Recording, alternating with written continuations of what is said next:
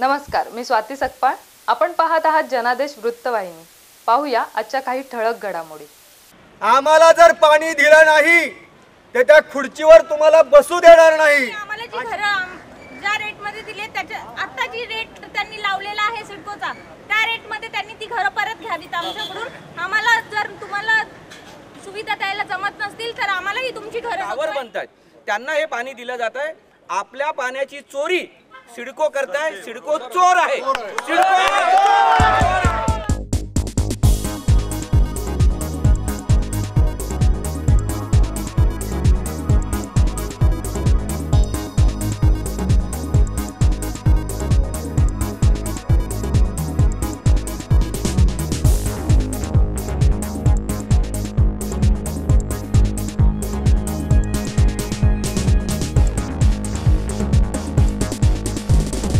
Sector 36 येथील सिडकोने उभारलेल्या स्वप्नपूर्तीतील घरकुल संकुलातील रहिवाशांना हक्काचे पाणी मिळालेच पाहिजे या मागणीकरिता सिडकोच्या रायगड भवन येथील कार्यालयावर स्वप्नपूर्ती सहकारी गृहनिर्माण संस्था मर्यादित स्वप्नपूर्ती रहिवासी संघाच्या नेतृत्वाखाली हंडा मोर्चा काढून गांधीगिरी आंदोलन करण्यात आले. पाणी आमच्या हक्काचं, पाणी आमच्या हक्काचं, पाणी आमच्या हक्काचं, नाही कोणाच्या बापाचं. कोण म्हणतो देणार नाही, घेतल्याशिवाय राहणार नाही. कोण म्हणतो देणार नाही, घेतल्याशिवाय राहणार नाही.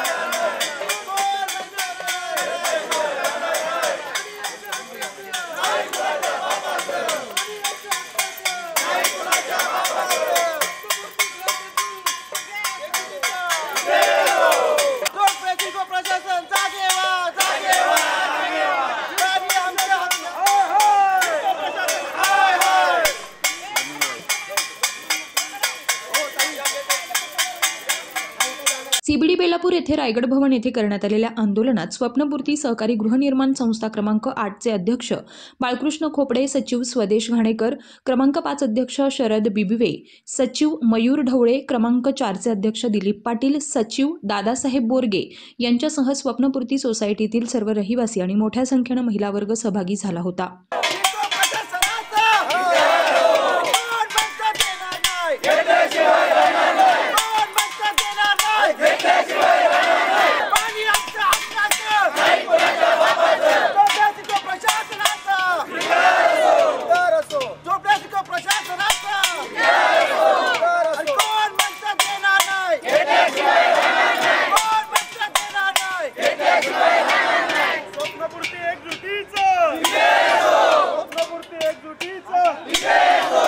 आम्ही सर्व स्वप्नपूर्ती सेक्टर 36चे रहिवासी आहोत. गेल्या 2 महिन्यापूर्वी देखील आम्ही मोर्चा काढला होता पाण्यासाठी आणि पाणी मुबलक मिळत नाही आहे आणि ते पाणी पुन्हा आम्हाला मिळालं पाहिजे यासाठी आज सगळेजण आम्ही इथे आलेलो आहोत आणि सिडको अधिकाऱ्यांना आम्ही ह्या मोर्चाच्या अनुषंगाने सांगू इच्छितो आहे की आत्ता तरी तुमची वर्तणूक सुधारा, नाहीतर हा प्रायोगिक तत्वाचा मोर्चा आहे. इथून पुढचा जो मोर्चा असेल तो अतिशय उद्रेकदायक मोर्चा असेल आणि त्याला सिडको प्रशासन जबाबदार असेल. माझा आणि आमच्या सर्वच रहिवाशांचा एक आता समज झालेला आहे की सिडकोला कुठेतरी टँकर लॉबी पोसायची आहे. त्या टँकर लॉबीला कुठेतरी प्रोत्साहन द्यायचं आहे म्हणून हा कृत्रिमरित्या पाणी पुरवठा तुटवडा हे लोक आणत आहेत आणि हा आमचा सिडकोवरती पूर्ण आरोप आहे. आत्ताच आमच्या काही सहकाऱ्यांनी सांगितलं तर टँकरला पाणी मिळतं आहे, मग आम्हाला पाणी का मिळत नाही आणि म्हणून सिडको प्रशासन कुठेतरी टँकर लॉबी पोचण्याच्या मार्गावरती आहे का असा आमच्या सगळ्या रहिवाशांचा आरोप. हेच कोडं आज आम्हाला सुटत नाही. आम्हाला पाणी नाही आणि त्यांना पाणी का मिळतं हे कोडं अजून आजपर्यंत आम्हाला सुटलेलं नाही आणि ह्याने कोडं सोडवून द्यावा आम्हाला आणि आमचं पाणी कुठं पळतंय आणि ह्याचा जर उलगडा आम्ही करणारच करणार. म्हणजे सिडकोच्या अधिकाऱ्यांना की बाबा तुम्ही जे करताय आम्हाला आमचं हक्काचं पाणी पर माणसी जे एका माणसाला 250 लिटर पाणी लागतं तर एका घरामध्ये 5 माणसं राहतात तर त्या पद्धतीने 1250 लिटर पर एका घरामध्ये पाणी पोचलंच पाहिजे आणि हे पाणी आम्हाला मिळालंच पाहिजे. हा आमचा मूलभूत हक्क आहे आणि तो आम्ही मिळवणारच. आमचा विश्वास आहे, कारण महात्मा गांधी या देशाचे राष्ट्रपिता आहेत आणि नेहमी प्रश्न अहिंसेच्या मार्गाने सुटतात, म्हणून त्या विश्वासानं. आणि शेवटी सिडको एक सरकारी यंत्रणा आहे आणि सरकारला विधायक माध्यमातून आपण प्रश्न मांडावे. पण माझे काही मुद्दे मला मांडायचे आहेत की एक भस्म्या नावाचा एक रोग असतो की ज्याच्यात माणसाला खूप भूक लागते आणि तो सतत खात सुटतो. तसं या सिडकोला भस्म्या झाला आहे. ते सतत घरं बांधत आहेत, लाखो घरं बांधत आहेत इकडे तिकडे. तुम्ही बघा आता शेकडो घरं त्यांचे पडून आहेत. आमच्या स्वप्नपूर्तीमध्ये पण हजारो घरं पडून आहेत. जर तुमच्याकडे प्यायला द्यायला पाणीच नाही आहे तर तुम्ही घरं का बांधताय? एकीकडे मुंबईमध्ये सरकार नियम करते की पार्किंगची जागा असेल तर तुम्हाला कार विकत घेता येईल.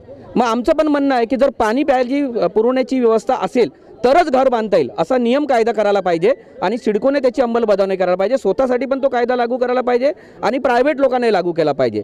कारण आता जे आमच्या सगळ्या सहकाऱ्यांची भावना आहे की आमच्या आजूबाजूला जे प्रायव्हेट बिल्डरचे टावर आहेत ज्याच्यात राजकारण्यांचे पैसे आहे, सिडकोच्या अधिकाऱ्यांचे पैसे आहे, आमचं सगळं पाणी त्या टावरला दिलं जातं आहे आणि आम्हाला मात्र तहानलेलं ठेवलं जातं आहे. कारण त्या टावरमध्ये मात्र पाणी टंचाई नाही आणि आमच्या गरिबांच्या घरामध्ये मात्र पाणी टंचाई ही दुर्दैवाची बाब आहे. समस्या सगळ्यात महत्त्वाची जी अति महत्त्वाची आहे म्हणजे जीवनासाठीचं पाणी जे आमच्याकडे येत नाही. रोज हंडे घेऊन याच्या दारी त्याच्या दारी जावं लागतं. सिडकोनी द्यायला पाहिजे ते आम्हाला दिलं जात नाही, पण कदाचित आमच्या बाजूला जे मोठे मोठे टॉवर्स आहेत, जे प्रायव्हेट बिल्डर्स आहेत त्यांच्याकडे ते पाणी वळवलं जातं आहे. आम्हाला मिळणारं पाणी कदाचित त्यांच्याकडे जात असल्यामुळे आमच्याकडे तो कायमचा तुटवडा आहे. उन्हाळा संपला, पावसाळ्याचे 2 महिने होऊन उलटले तरीही अजून आमच्याकडे पाणी तसं बघायला गेलं तर मिळत नाही आहे. त्यासाठी आम्ही इथे आलो, गांधीगिरीनेच जाणार आहोत. पण या गांधीगिरीला जर नाही दिला तर त्याचं आक्रमक रूप कसं असतं तेही आम्ही नक्कीच दाखवू. लाखो रुपये आम्ही खर्च केले.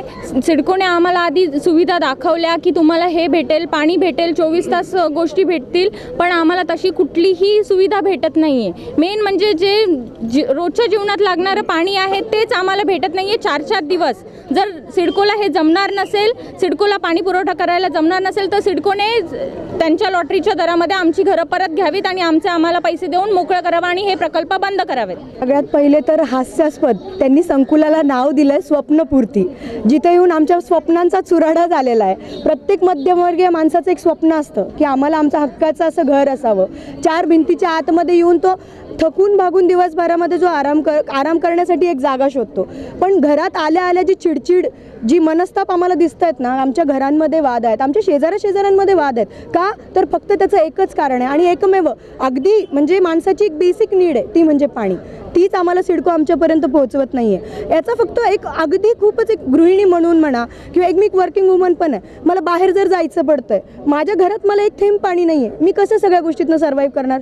कॅमेरामन इक्बाल शेखसह पल्लवी केदार, जनादेश वृत्तवाहिनीकरिता.